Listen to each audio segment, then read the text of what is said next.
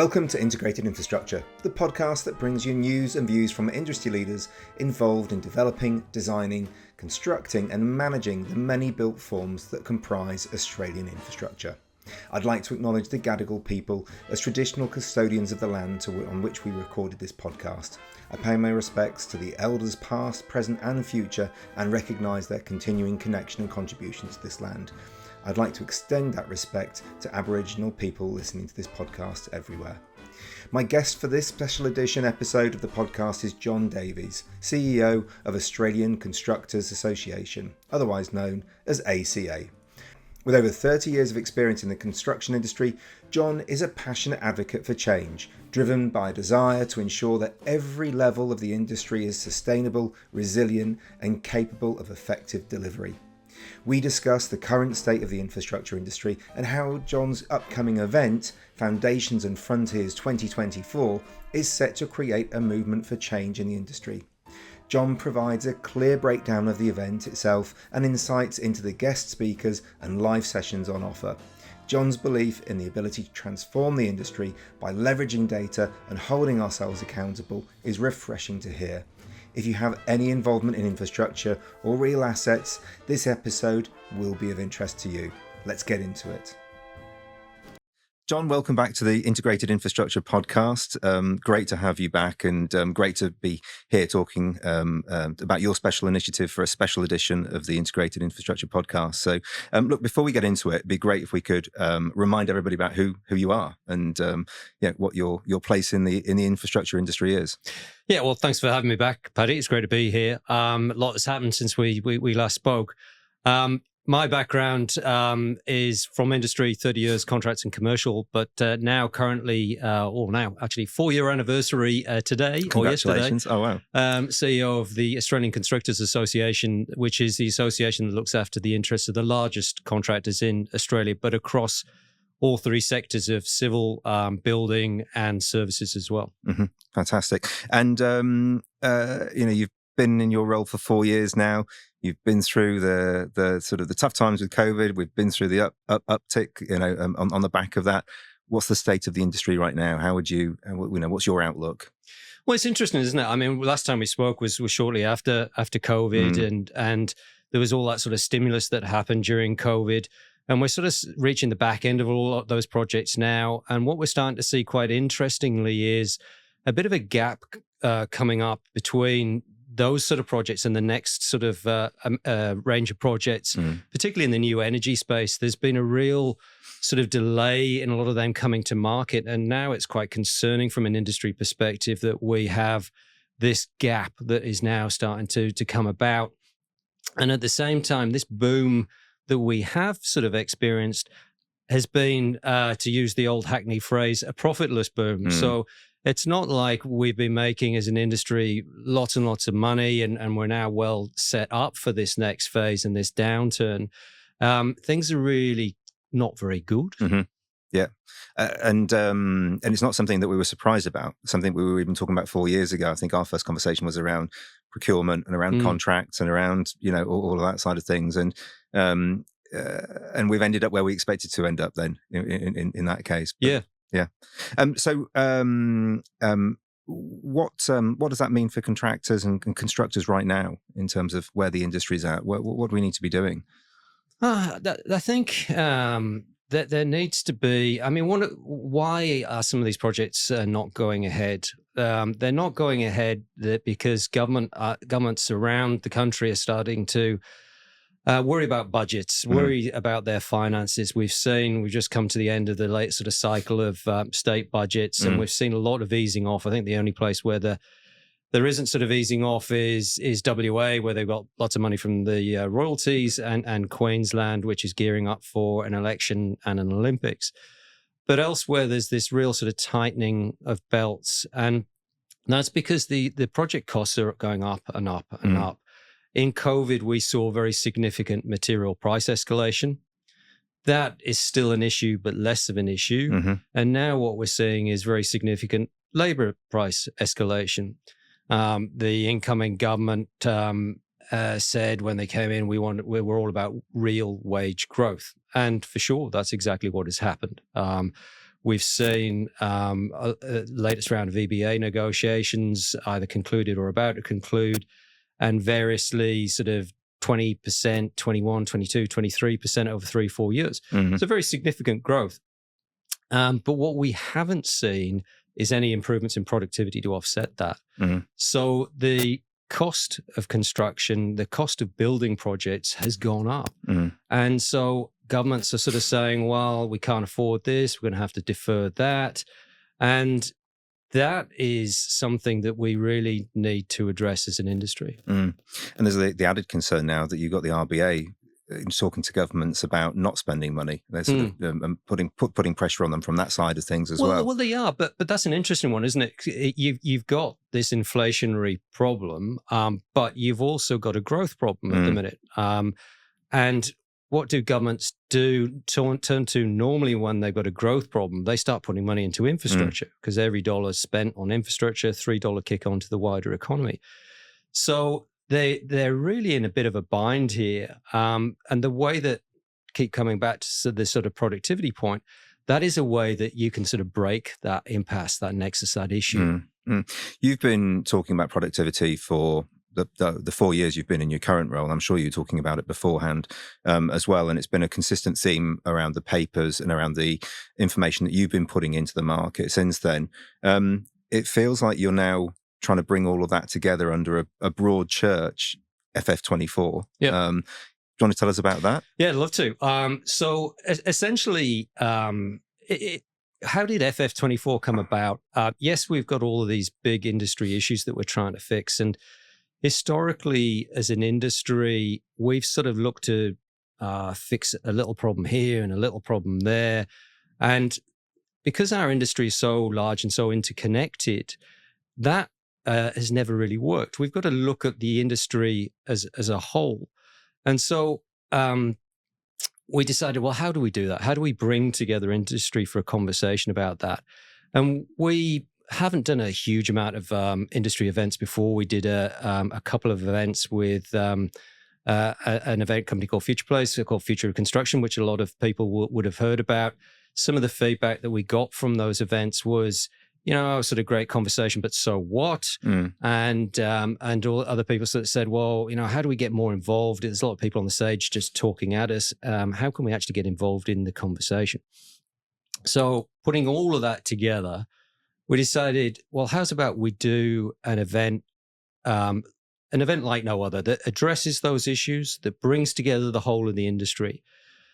And what can we use as a model for that? Because currently here in Australia, and certainly in terms of industry events, there's nothing that sort of fits that bill, which is where we sort of cast our net a bit wider. And then you look at the COP Climate Summit, for example, and that is about engaging people. That's about changing and delivering outcomes as well, or the Davos Economic Summit similarly. And so that was the idea behind Foundations and Frontiers, an event that really engages everyone, but also an event that's focused on outcomes. How can we come together, agree some things that we're going to measure, for example, and that we're going to keep coming back and we're going to hold ourselves accountable for change? There's so many things about that got me excited when I first saw it, because I've been to industry events, I've attended many of them, I've sat in the halls, I've listened to people, I've got the lanyard, and I've gone home. And we haven't actually done them for quite a while now. It's actually post-COVID, because so many of them felt like talking shops, and there have been so many of them.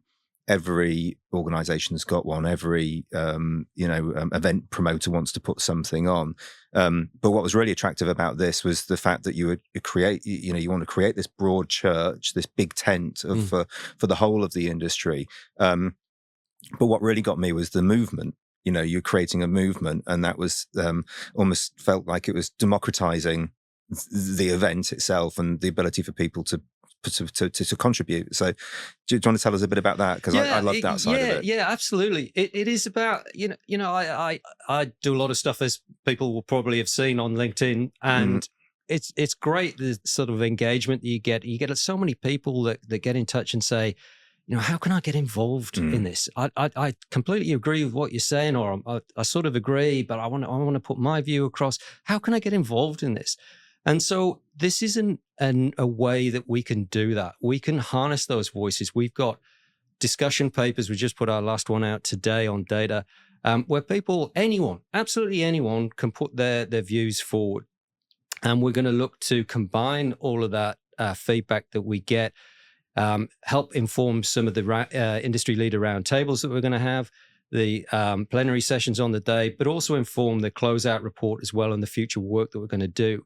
So this is about bringing people together. Exactly as you say, it's a movement for change. That sounds a bit grandiose, but it really is. Whenever I'm talking to people in this role, and I'm privileged to be able to talk to lots of different people in this role, there is this groundswell of desire and opinion we need to do something about the state of our industry. We now more than ever, is the time for change.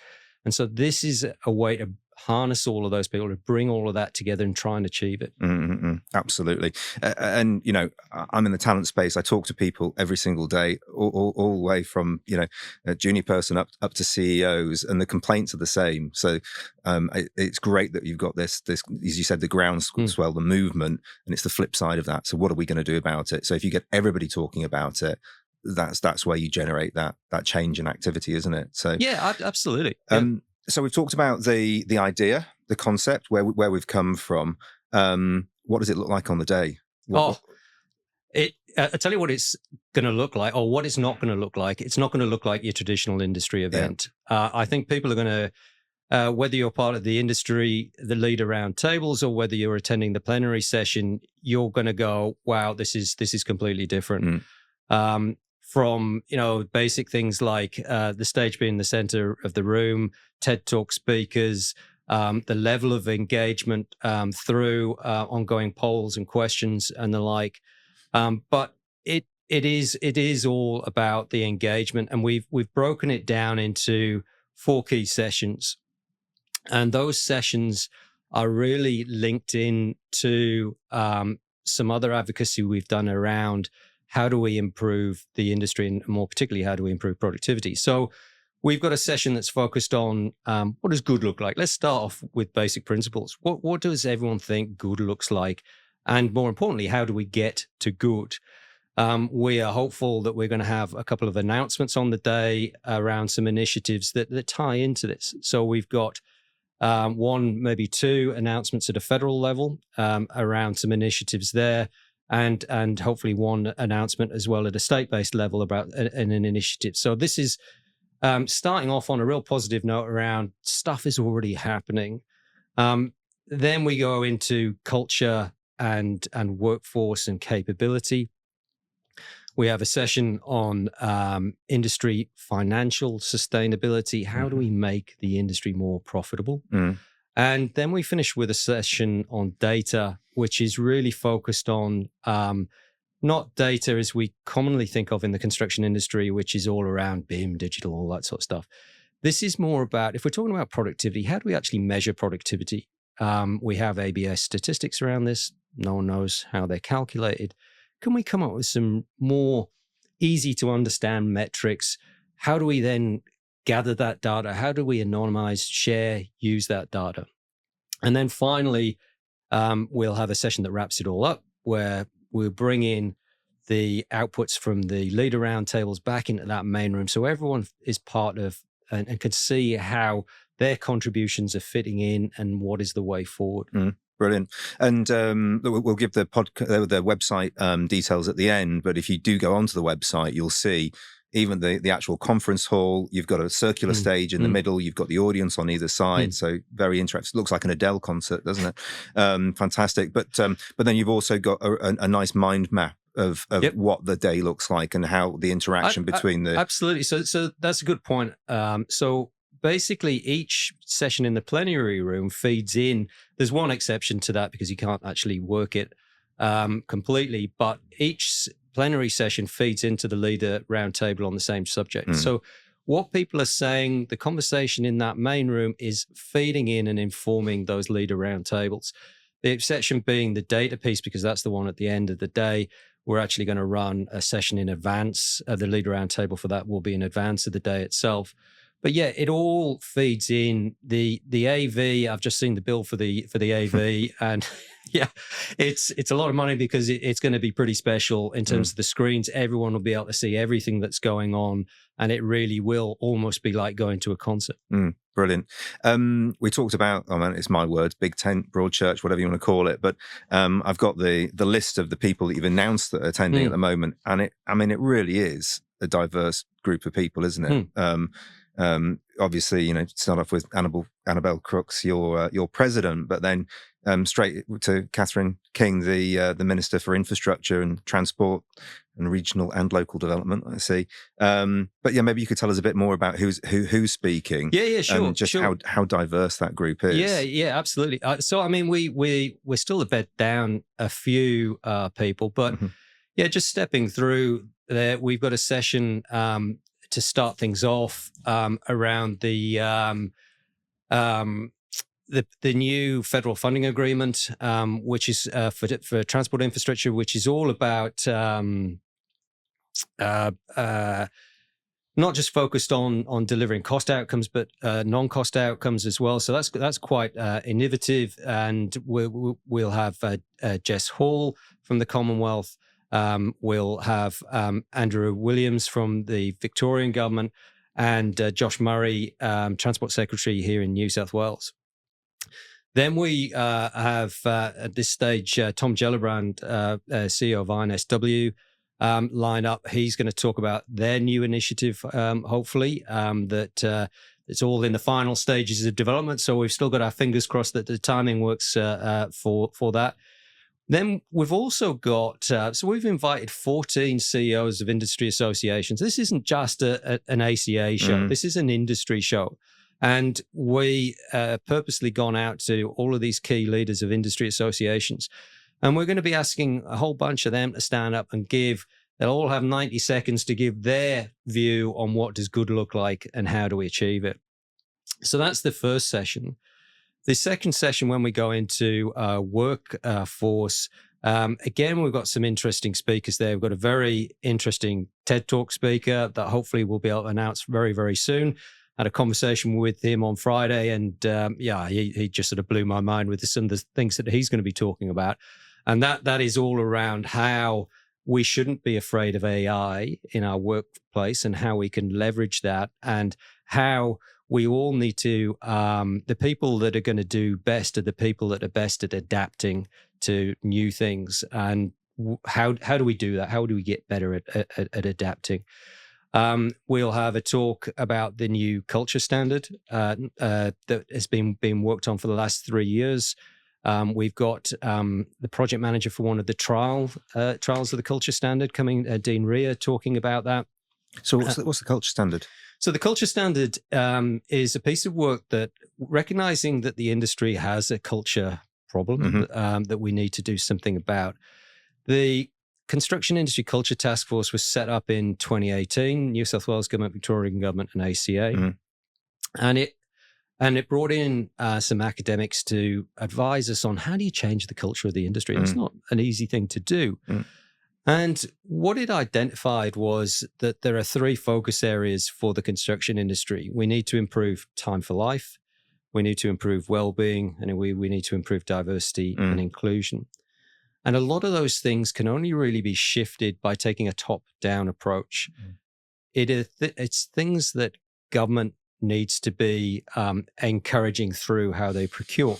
A best example of that is we had this debate within ACA, is if all of our members wanted to say, we're only going to bid on working no more than 50 hours a week, none of our people are going to work more than 50 hours a week.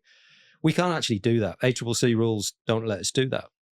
But there's nothing stopping a client saying, in this bid, on this job, you're not allowed to work more than 50 hours a week.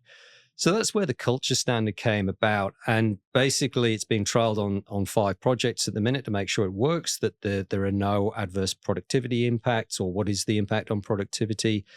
And all of that data is coming back in at the moment. And Dean will talk about his experiences on his project, which is, if I remember correctly, is on the level crossing removal program. And the culture standard will be finalised and hopefully then form part of government procurement for major projects going forward. Right. So we've got a conversation there about that. We've got a conversation where we're going to bring in a senior project manager, old grey haired project manager. We're going to bring in a young grad and someone mid-career, and we're going to have a fireside chat about their experiences and what they're seeing about how they need to change, what they want to see changed. The project manager, what would keep her in the industry longer? The grad, what are they looking for? The mid-career person, what are they seeing? What are the problems that they see? So I think that's going to be a fascinating chat. But probably I think what will be top billing for a lot of people is that we will have the leaders of most of the main, if not all, I'm still waiting on one confirmation, union leaders from Australia, and giving their vision on what they think where the industry needs to go and what good looks like for them. So this is the first time I can remember where at a construction industry event, you've got those union leaders playing an active role in things. And then we sort of move into the session on financial sustainability. And we're going to kick that off with a TED Talk. Paul Bloxham, head of economics at HSBC here in Australia. And he's really going to talk about the importance of the construction industry to the economy. We talk about 7-8% of GDP, but there's that wider kick-on effect of what we construct, or if we don't construct infrastructure, what's the impact on the competitiveness of the economy? Paul's a fantastic presenter, really entertaining, isn't he? Yeah. So that's another one I'm really looking for. Yeah. And I've asked him, I said, one of the things, Paul, that I'd like to see you do is explain, and this may sound crazy, but explain why it's important that companies make a profit. Because that is something as an industry we've struggled to do. And why it is that it is important that companies make money for the overall health of the industry, which then sort of feeds into another really exciting part of the program, where we're going to have a great debate, an Oxford-style debate, where you'll have two opposing sides debating a motion that is essentially about does there need to be government intervention to increase the profitability of the industry? So, that is going to be fantastic. We've got a number of speakers on that side, on both sides of the fence there. And then we move into the data section. And to kick that off, deal or no deal? Oh, sorry, gosh. There's so many. There's so many. Packed. You should have handed me the list to remind me, buddy. Because there's so much stuff in that. Deal? How could I forget deal or no deal? It sounds exciting. Deal or no deal. So that is back to the negotiation that takes place on every single project about who's going to take what risk. Are you prepared to? And quite often, what we say as an industry is that contractors will be put in a position where you either you take that risk, or you can forget about getting the job. Deal, no deal. And so, how effective is that? Can that equation be made? That negotiation be made better, more effective? So that's that session. And I know there's one more session to talk about, but how are people on the day going to be interacting with what's going on in the stage? Yeah, sure. So there's two main ways that we're going to do this, and this sort of does happen on events traditionally, but not almost as a bit of an afterthought. So we will be using an event app to have live polls as we're going through. The MC, should have mentioned the MC, Adam Spencer. I mean, he's going to be fantastic. He's going to be drawing on those polls, using those polls to ask questions of the participants. But there will also be people in the room will be able to feed questions in. And historically you go to these events and the moderator of the panel will have a whole bunch of stuff that they'll have written down, and you're lucky if you get one question from the floor.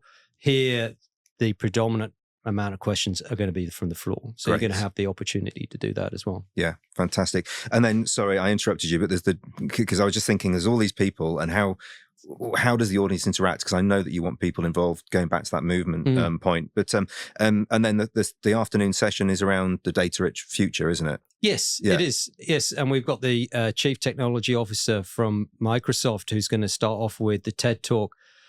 And I met her before a few weeks ago, and I know I've already said we've got some great TED Talk speakers, but if I were to probably pick one that personally I'm really interested in, it's that one, because she's got some fantastic insights into how other industries are leveraging data, the data that they produce, and how that's helping advance those industries. And how we, as an industry that collects this huge amount of data, massive amount of data, but we use just a tiny fraction of that, how we could do better in that area and what that could ultimately lead towards. So that is really good. She's then hopefully going to go on to moderate a discussion where we'll talk around the level crossing removal program. Because that is one really positive, good example currently here in Australia about how they're using data to improve productivity on the projects. They've got a common work breakdown structure across all projects that enables them, and a lot of the work is very similar, so that they can compare how different contractors are doing and set new targets for improving productivity. So that's going to be an interesting conversation. And we're going to sort of repeat that conversation from a private sector perspective as well. We are hoping to get a number of private sector clients together to talk about how they're using data, but probably more importantly, how if we were able to harness data better as an industry, that could help them with their planning and improve outcomes as well. And so that's the sort of last main session. But what we then have at that point, because we've got all of these industry leader roundtables talking about the same things, but what they're doing, what they're going to be tasked with doing is coming up with each one, what are a couple of things that we can all agree we will measure going forward between now and the next FF25? And what are a couple of things that we can all agree that we might do more of, that things are going well that we might do more of, or conversely, things that are problematic that we're going to try and do less of. And all of those conversations are going to be summarized and played back into the room right at the end of the day.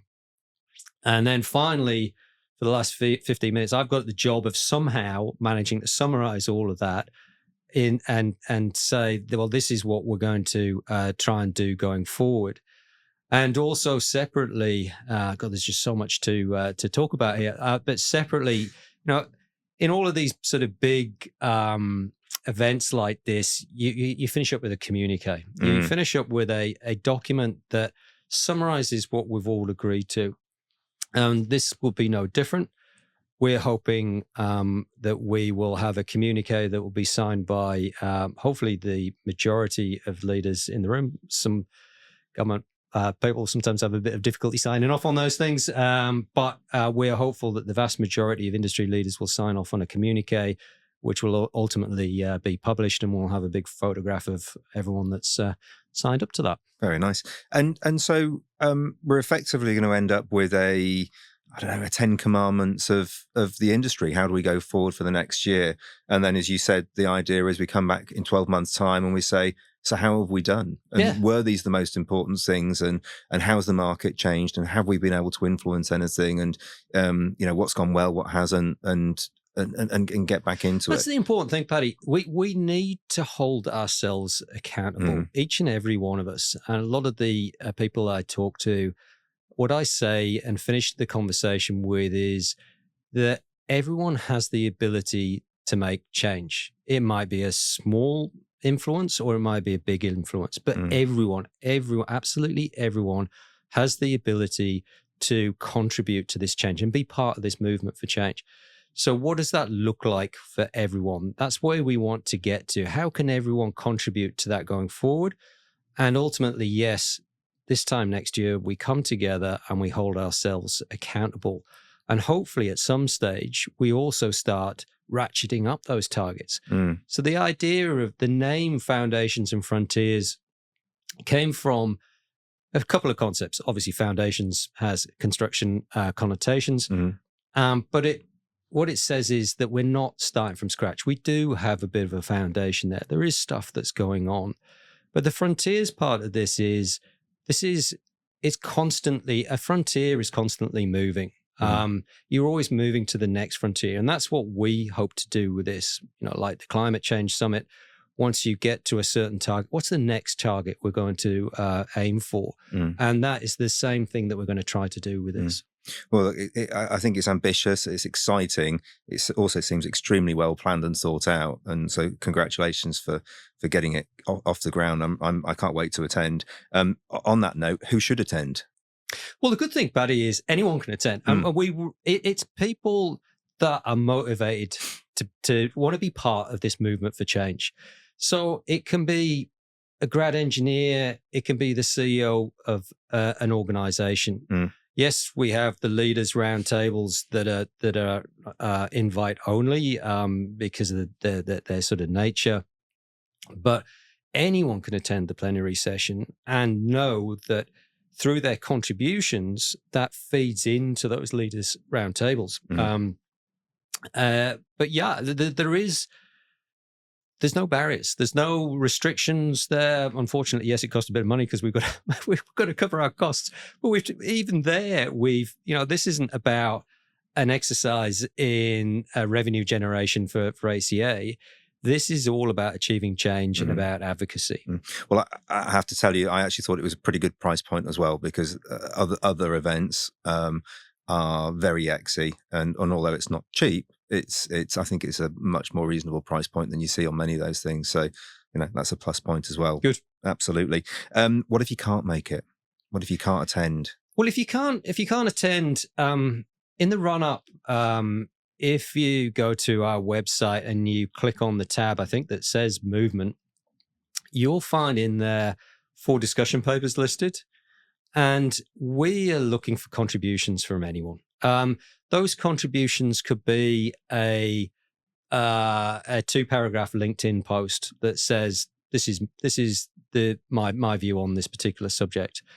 Or it could be a 2-page submission, or an even bigger submission than that, which can be uploaded through the website, which will be published on the website, and which through our an event partner, so we've partnered with KPMG specifically for helping us aggregate all of this information that we're getting. They've got some pretty advanced AI tools that will help them bring all of that information together.